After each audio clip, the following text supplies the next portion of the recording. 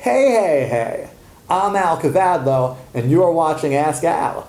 Today's first question comes from a YouTube viewer named WarioFan3976, who says, Hey, Al, which one is better for overall chest mass, push-ups or chest dips? Like your stuff, keep them coming.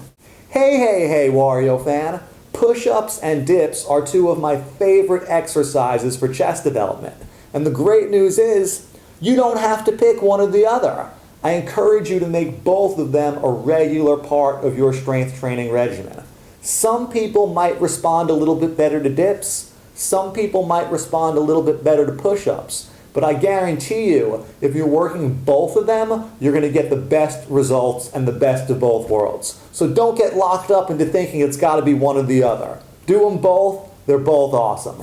Next question comes from a YouTube user named Prahlad Griffith, who says, Hey, Al, what's the difference between strength training and hypertrophy, e.g. powerlifting versus bodybuilding?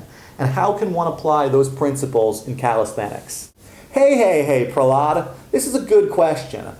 Bodybuilding is focused purely on the aesthetics, trying to get the muscles as big as possible while staying as lean as possible at the same time.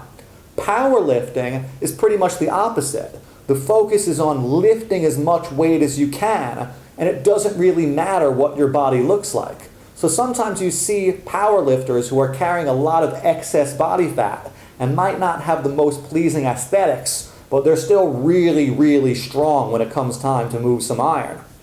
Now, as it applies to calisthenics, part of what I love about bodyweight training is you can't get to elite levels if you're not lean. So when you're working on something like a human flag or a front lever, it doesn't really matter if you have good leverage to move an external weight. You've got to be able to move your own body. And having said that, it's really impossible to focus purely on bodybuilding or powerlifting without getting some of the benefits of both.